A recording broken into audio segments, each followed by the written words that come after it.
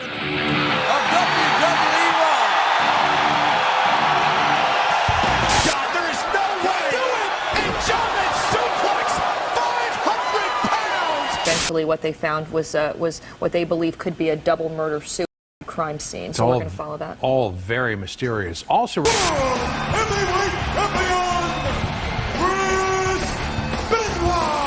completely so hard to deal with Larry because this guy loved his kids. L-O-V-E, capital letters. Was beloved among his fellow superstars and was as well among WWE fans. This is an unbearable loss. And in fact, it was. Police say pro wrestler Chris Benoit strangled his wife Friday and suffocated his 7-year-old son the day after. Bow to the masters.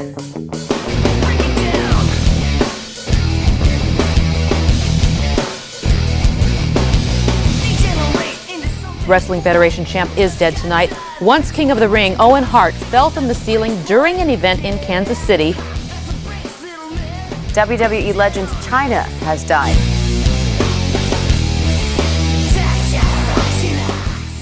You know, if for some reason you have to rely on drugs, illegal drug usage to make it, boy, you're going to self-destruct.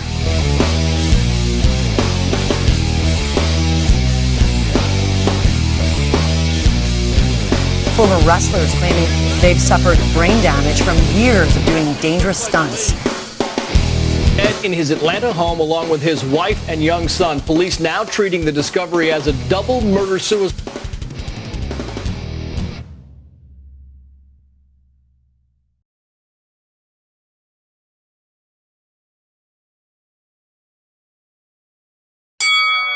The world of pro wrestling is a little different from the world of competitive Olympic wrestling. In wrestling for entertainment, however, is all that. The best way I can describe pro wrestling to people who haven't seen it is that it's a muscle-filled soap opera of genuinely impressive athleticism. The stories are fake, mostly. The people are larger-than-life personas designed to catch your attention. Even the events and injuries you sometimes see in the ring are staged. Friendships and rivalries are also faked, mostly. The business refers to this process of showmanship as kayfabe. But just because the outcome is written and the story staged, doesn't mean there isn't a very real danger. Serious and crippling injuries are very common in wrestling. Accidents also happen, some of which lead to tragic deaths. In fact, your odds of dying before the age of 50 as a professional wrestler is 1 in 5, whereas it's around 2 in 100 for the general population.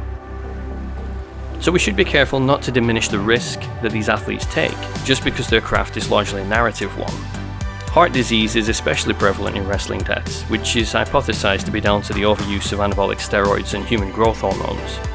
But other leading causes of death are substance abuse, murder, and in-ring accidents. And while all that sounds pretty horrific, it isn't even the biggest problem in contact sports.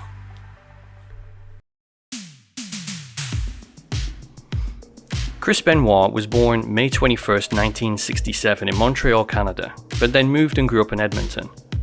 While there were many options for a future career to the young Benoit, he was laser focused on one particular career: pro wrestling.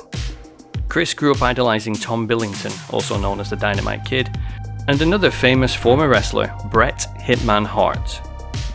For Chris, these were the two wrestlers who epitomized everything that he loved about wrestling. Highly athletic, technically gifted wrestlers who were always willing to try new things and push the boundaries in the name of entertaining the crowd. As he got older, he even trained at Bret Hart's father's training school, famously referred to as Stu Hart's Dungeon because of the grueling wrestling education which it offered. Stu was so impressed with young Benoit's dedication to the technical side of wrestling that he gave him a place in his own wrestling promotion, Stampede Wrestling. It was here that Chris plied his trade for most of the late 80s, refining and cultivating his high-risk style of wrestling.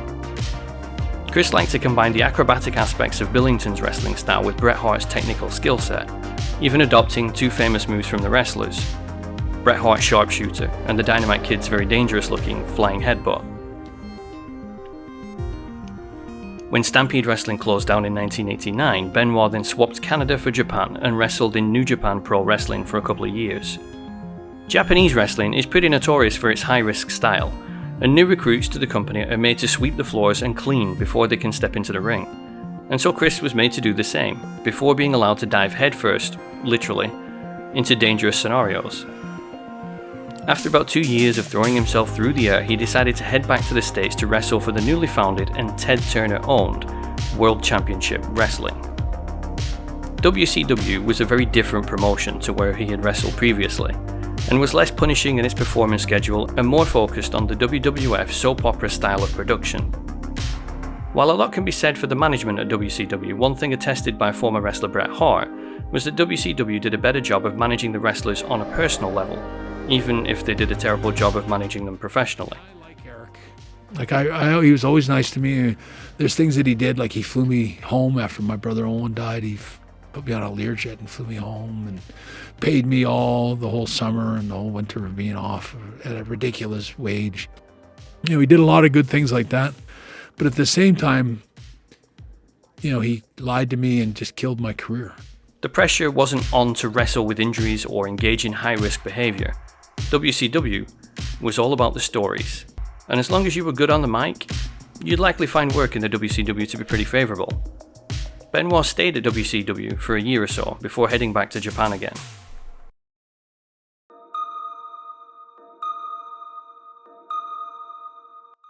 After his time in Japan, Chris heard about a newly branded production in the US which called itself Extreme Championship Wrestling. ECW was exactly as it sounded. WWE, then called WWF, had cornered the market with the more traditional family-friendly wrestling, and WCW was spending like crazy trying to do the same. To distinguish itself as both a separate and unique brand, ECW took the approach of being more violent, significantly more violent. Weapons were frequently used in ECW, barbed wire ropes, explosions were also frequent. The style of wrestling was centered around extremely high-risk moves which had the potential to cause damage to one or both wrestlers. And if the wrestling seemed extreme, it's very likely because the crowds were extremely bloodthirsty. They demanded violence. They chanted for violence. In fact, the ECW crowd is by far the most hostile crowds I've ever seen at any sporting event.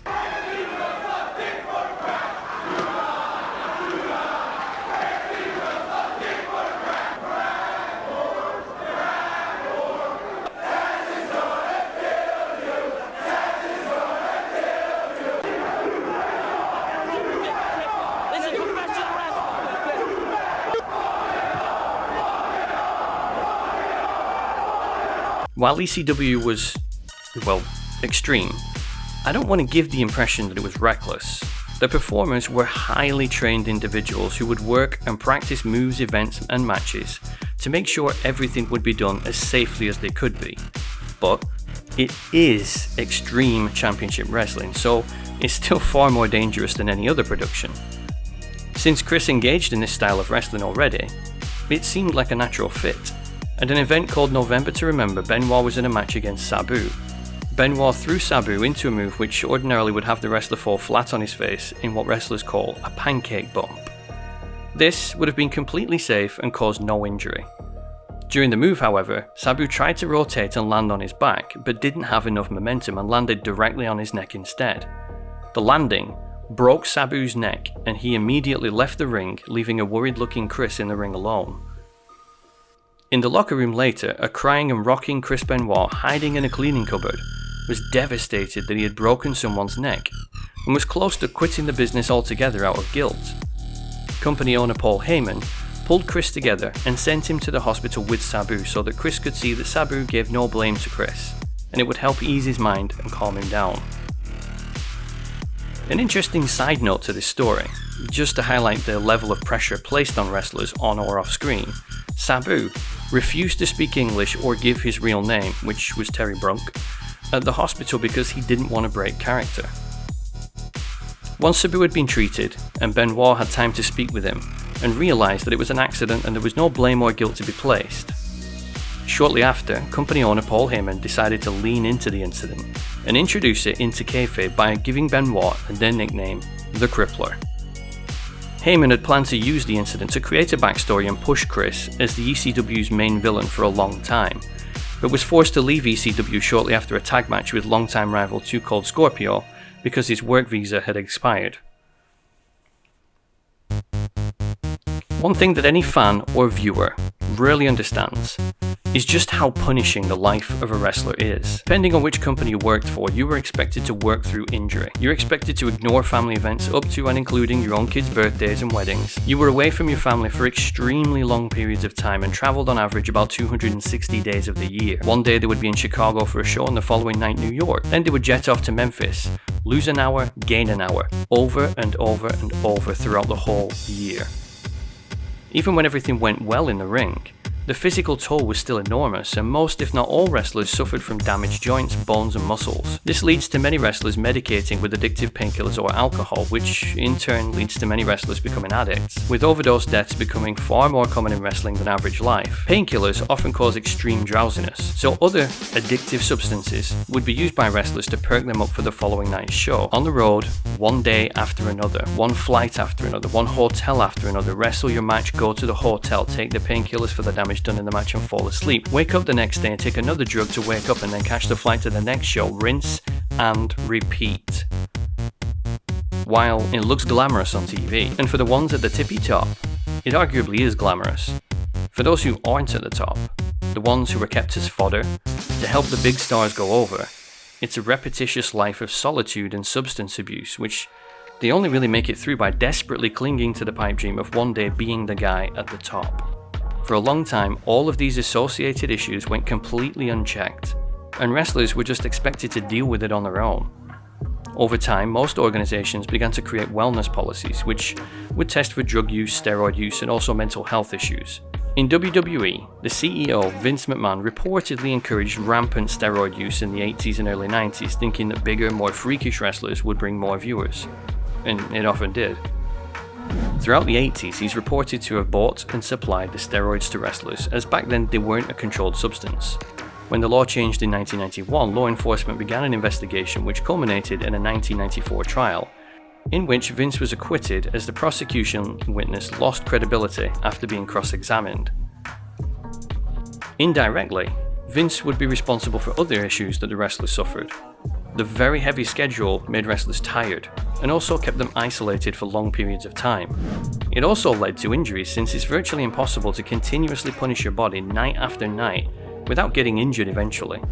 In addition, pressure was placed on wrestlers to be available, and this encourages many of them to wrestle injured, making the problem worse. It takes is one little movement, land just like when I did my shoulder. All it did was land on my shoulder and whoosh, it went, the whole thing went. Landed on my elbow and the bone just went right through everything. It tore my rotator cuff tendon in half, tore all three. You have 4 heads to your shoulder. It tore 3 from the front to the rear. I thought I just separated it, is actually what I thought I did, but we had to go through and finish the match because it was leading to a pay-per-view, which was 4 days later. They told me I had to have surgery, but I had to go to the pay-per-view. You know, that was just an obligation I had to do. Unfortunately for wrestlers in the WWE, they aren't actually employees, and so they're not entitled to medical insurance, because WWE makes them sign as independent contractors, even though they're not allowed to work for anyone else. The ones at the top organize their own since they can afford it, but while you're a climber, you'll mostly rely on self-medication and self-treatment out of financial necessity. And so, they use alcohol and opiate-based painkillers for the pain, and because it makes them groggy, the next day they will use various uppers to make themselves stage ready again. It's such a widespread problem that even those at the very top, like Shawn Michaels, have had a very long documented history of addiction. The WWE turned a blind eye to it for a long time, because from their perspective, whatever a performer needs to do to sell tickets is fine by them. Whether it's something to pick them up, or dull the pain, or simply a synthetic boost to their hormonal system. They all benefit WWE, so they mostly ignored it for a very long period of time, allegedly.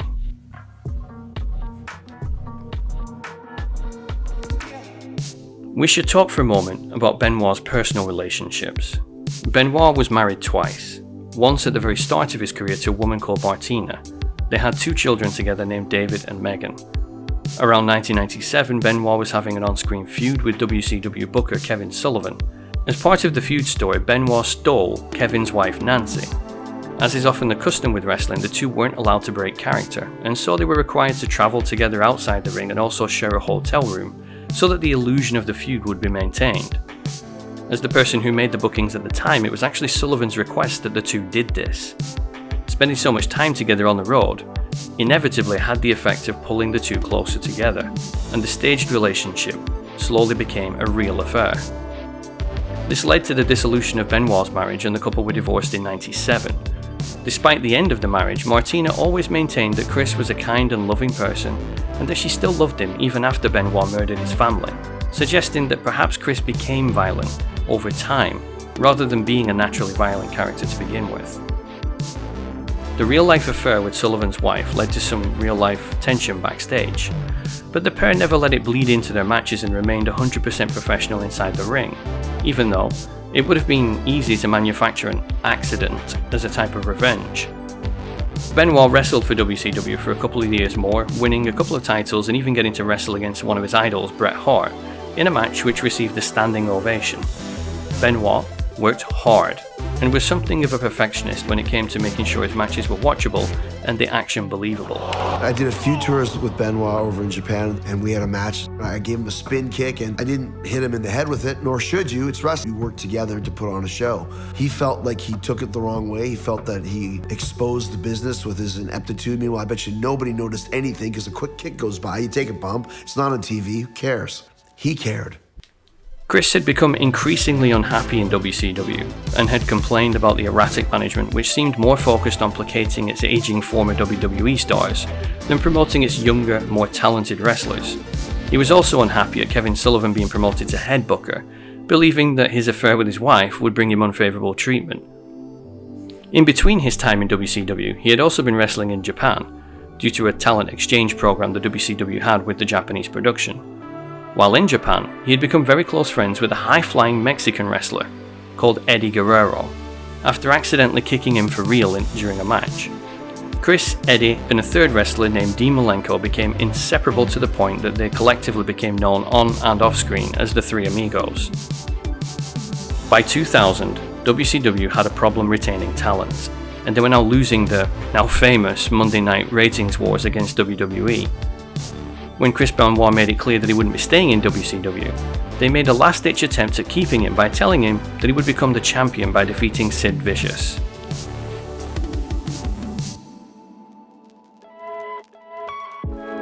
If the title that you have is actually the result of predetermined match outcomes and pageantry, then does it really have any value? The answer is yes, obviously.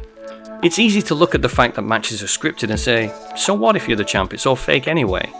But the value of the title isn't the competitive aspect. While wrestling titles are technically fake, they are very real recognition of your value to the company. You see, titles aren't just handed out to anyone. They're only given to people whom the company believes will raise the profile of the business, persuade people to pay for arena tickets, and sell pay-per-view tickets in large numbers. If you're given a title, it's because the company believes that you have huge value, and the title is their faith in you as an asset and a performer. So while titles are fake, they actually do mean something, especially to the wrestler that they're awarded to, which made Chris's decision to abandon his shiny new trophy all the more interesting.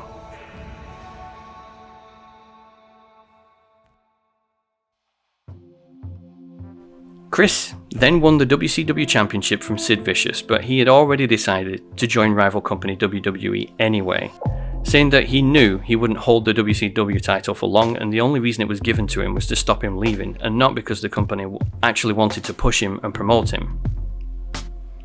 WCW then refused to acknowledge Benoit's championship win, and simply pretended it never happened at all, which wouldn't be the last time that happened to him. WWE immediately recognized Benoit's potential and began pushing him as a prominent heel. Within a month, he had won a title and had started headlining main events for major titles. This kickstarted a feud with fellow former WCW wrestler and real-life friend Chris Jericho, which culminated in a much lauded and highly entertaining ladder match.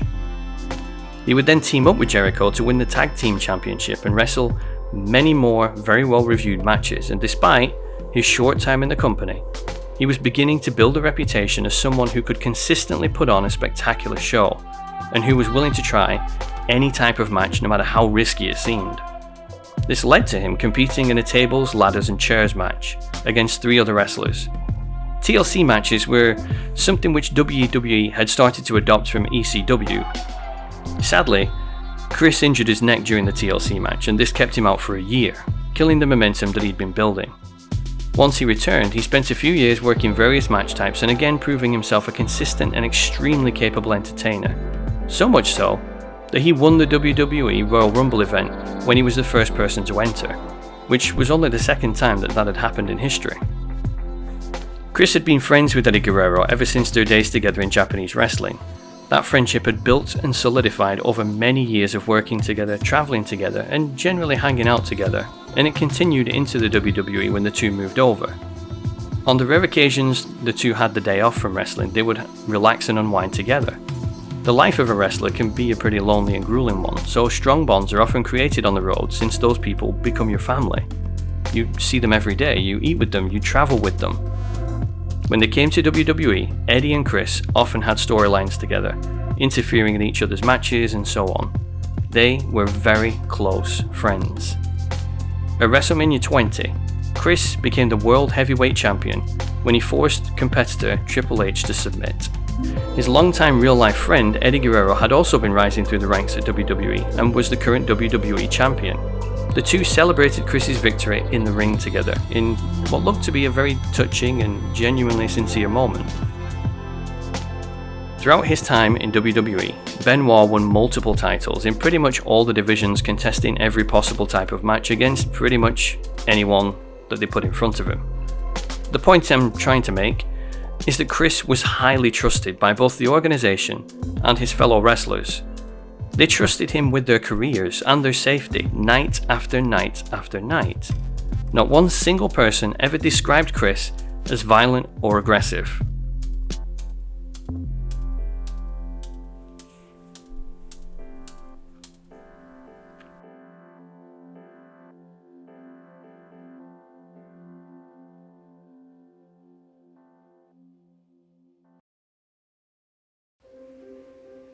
On November 13, 2005, Chris's longtime best friend, Eddie Guerrero, was found dead in his hotel room. He had died due to atherosclerotic cardiovascular disease, which is a buildup of plaque in the arteries which makes it difficult for the heart to pump blood to vital parts. The following night on Raw, they held a tribute show. All the wrestlers gave video testimonials to Eddie's memory, including a very shaken up Chris Benoit, who couldn't hold back his emotions while he painted the picture of two people who had been inseparable for a long time and helped each other through some of the hardest, darkest days of their careers. Eddie's cousin Chavo Guerrero recalls the time that he told Chris about Eddie's death. I get a call from Chris, and Chris goes, "Hey man, I'm downstairs, where are you? Hey man, are you sitting down?" He goes, "Yeah." And I go, "Eddie passed away this morning." And all you hear is, from a guy with no emotion whatsoever, you hear a wail. Just this wail from deep down, like a heartbreak. If you've ever heard one, this was a heartbreaking.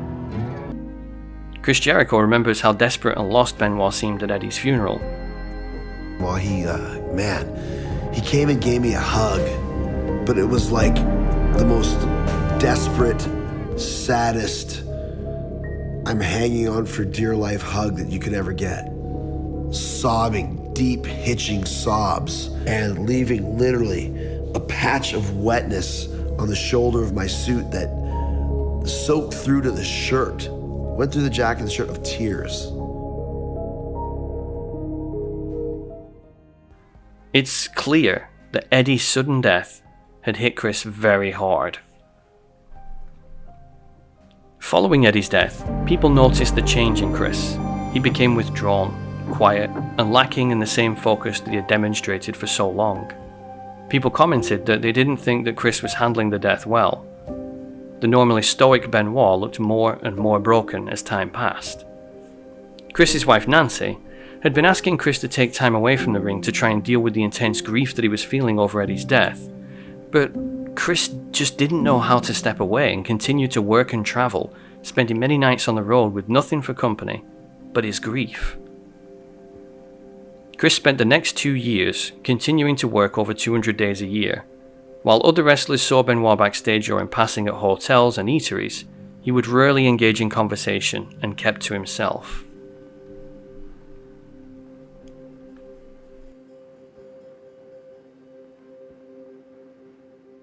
Hi, I just spoke to one of the other officers there. My name is Dennis Fagan. I'm a retired detective in New York City.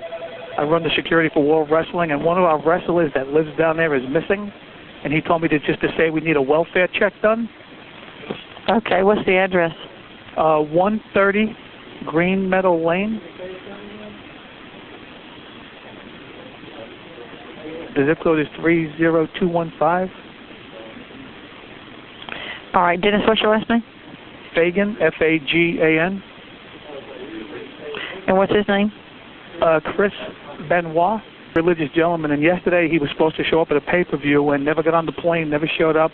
They've tried to reach his wife, Nancy. She doesn't answer. They tried to call his house. Chris was scheduled to wrestle one weekend in June 2007, but he called the production to say that his family had food poisoning, and so he would not be attending, which in itself was unusual, as Chris usually only missed shows when he was physically incapable of wrestling due to injury.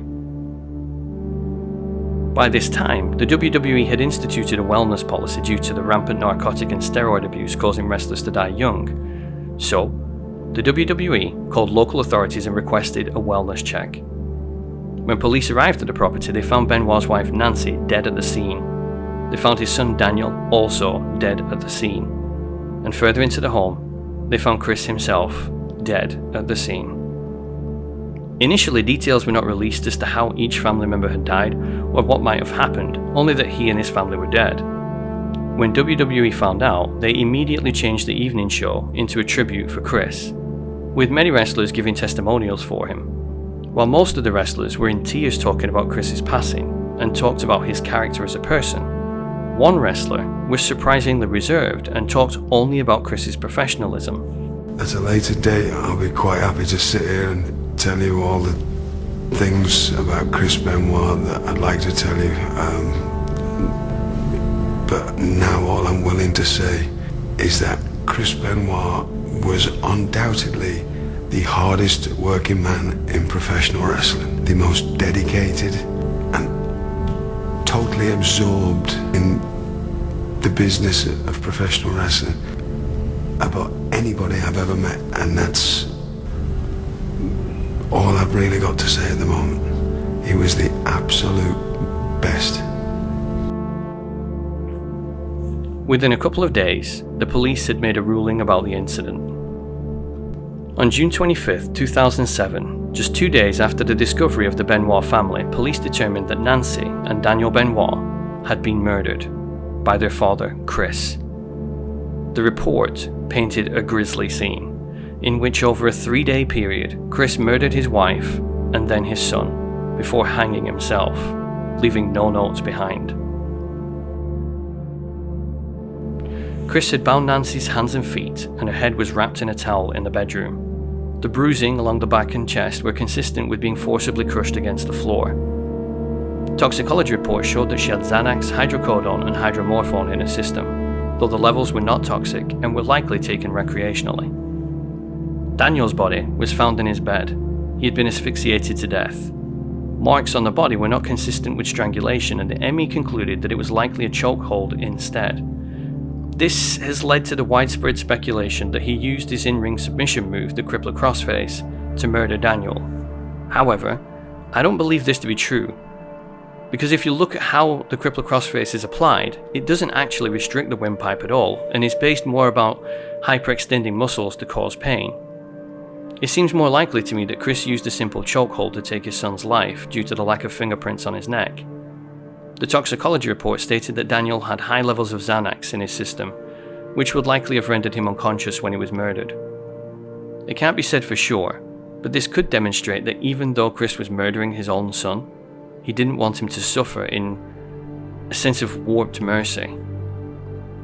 Finally, Chris was discovered in his home gym. His toxicology report showed that he too had hydrocodone and Xanax in his system at therapeutic levels and an elevated level of testosterone.